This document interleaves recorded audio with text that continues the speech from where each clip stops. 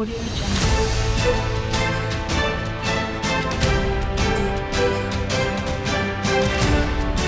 Audio Jungle.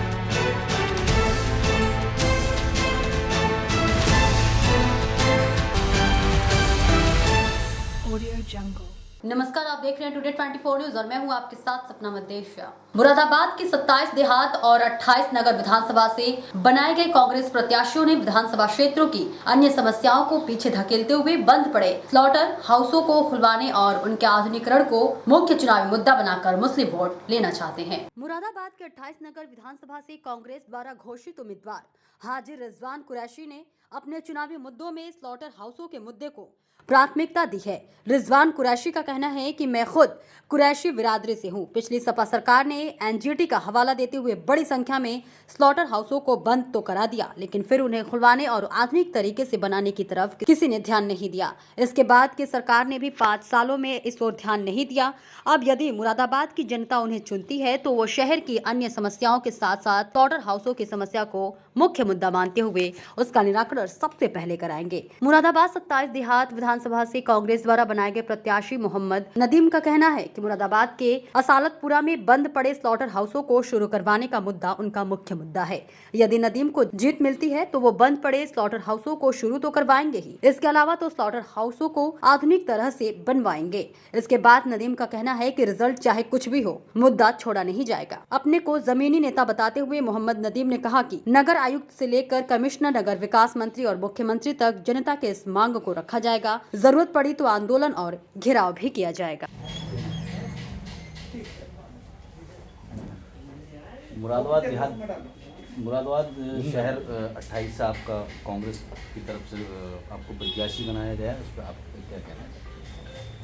देखिए, मैं धन्यवाद अदा करना चाहता हूँ आपके चैनल के माध्यम से अपनी नेता आदरणीय प्रियंका गांधी जी का, तो उन्होंने मुझ पर भरोसा जताते हुए मुरादाबाद नगर विधानसभा 28 से कांग्रेस पार्टी का प्रत्याशी बनाया और धन्यवाद अदा करना चाहता हूँ उनको अपना वादा निभाने के लिए, जो उन्होंने अपने उत्तर प्रदेश की महिलाओं से वादा किया था कि 40% हम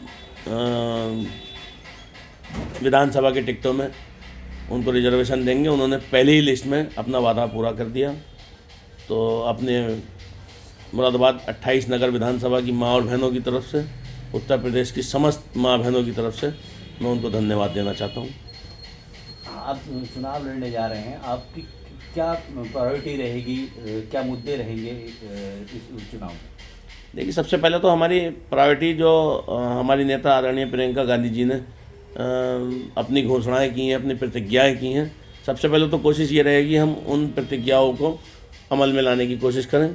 उसके अलावा हमने कुछ लोकल मुद्दे अपने मुरादाबाद शहर से रिलेटेड हैं, जैसे रामगंगा नदी पर बांध का मुद्दा बहुत ज़माने से पेंडिंग पड़ा हुआ है। उस बांध के साथ मैंने दो चीज़ें और जोड़ी हैं कि रिंग रोड और पिकनिक पॉइंट उस बांध के साथ ही साथ बने।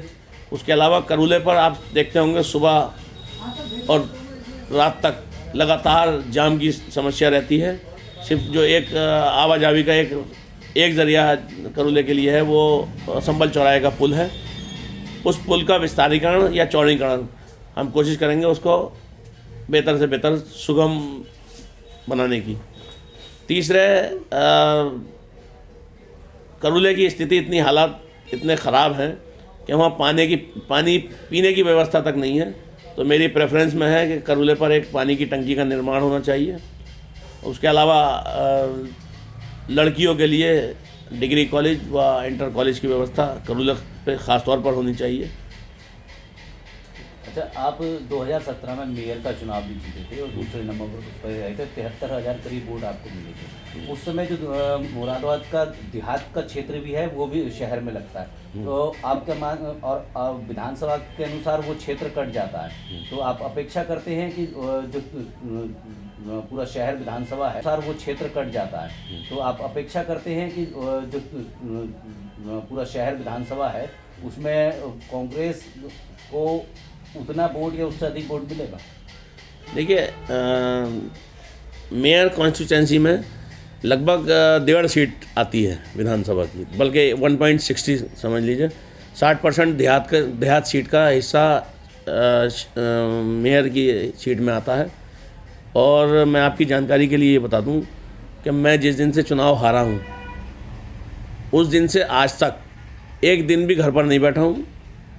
आवाम की खिदमत के लिए, आवाम के मुद्दों के लिए हमेशा से सड़क पर रहा हूं। इसलिए मैं ये समझता हूं कि मुझे ज़्यादा परेशानी भी आने वाली नहीं है, क्योंकि मैं लोगों के बीच में हूं और लोगों के बीच से उठकर आया हूं और इंशाल्लाह बहुत तादाद में वोटों से इंशाल्लाह जीत दर्ज कराई जाएगी। एक मीडिया में आपको बयान चल रहा है कि अगर आप जीतते हैं तो मुरादाबाद में स्लेटर हाउस खुलवाएंगे। तो मैंने ऐसा कुछ गलत नहीं कहा। मैं आपकी जानकारी के लिए बता दूं, एनजीटी के आदेशों के अनुसार ये आदेश दिए गए थे। 2012 में सपा की सरकार थी कि एनजीटी ने ये कहा था कि जहाँ जहाँ पुराने बूचड़खाने या स्लेटर हाउस बने हुए हैं उनको ख़त्म कर करके और नए Slater house, modern Slater house बनाए जाएं। मगर उस तत्कालीन सरकार ने उस वक्त के स्लेटर हाउस बंद कर दिए। उसके बाद से लगातार कुरैशी बिरादरी का और मुस्लिम समाज का लगातार पुलिस द्वारा उत्पीड़न किया जा रहा है। तो मैंने क्या गलत कहा? मैं फिर कह रहा हूँ कि अगर हम सरकार में आए और मैं विधानसभा में गया तो इंशाल्लाह सबसे पहले मॉडर्न स्लेटर हाउस मुरादाबाद में बनवाया जाएगा। नदीम भाई, देहात विधानसभा 27 से कांग्रेस ने आपको टिकट दिया है, आप चुनाव में जा रहे हैं, क्या प्रायोरिटी रहेगी आपकी? देखिए, यहाँ जो मौजूदा विधायक हैं हाजी ग्राम साहब, उनके जो निवास स्थान है वो असलतपुर में पड़ता। वहाँ एक स्लेटर हाउस होता था मुरादाबाद में, जो बहुत ब्रिटिश दौर का था, मगर कभी उन्होंने स्लेटर हाउस बनवाने की कोशिश नहीं करी, क्योंकि अब आधुनिक स्लेटर हाउस बनने की प्रक्रिया इस सरकार ने शुरू करी थी। वो अवैध कटान के नाम पे वो बंद कर दिया गया था, मगर कभी भी विधायक जी ने स्लेटर हाउस बनवाने की कोशिश नहीं करी। वो कहते हैं कि मैं विधायक नहीं था जब। मैं ये कहता हूँ कि आप राज्य मंत्री थे सरकार में समाजवादी के, आप समाजवादी की सरकार में जिला अध्यक्ष थे, आप समाजवादी के सरकार में शहर अध्यक्ष थे, तो आपने जो नज़रअंदाज करा जनता के मुद्दों को। आप एकमात्र स्लेटर हाउस जो आपकी बिरादरी में भी आता और हम लोग भी उससे जुड़े हुए हैं, हम भी मीट का प्रयोग करते, आप स्लेटर हाउस ही नहीं बनवा पाए, ना कभी आपने आवाज़ उठाई।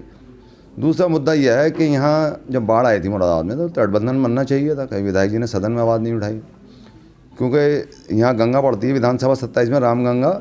तो गंगा के उस पार देहात है और गंगा के इस पार शहर है।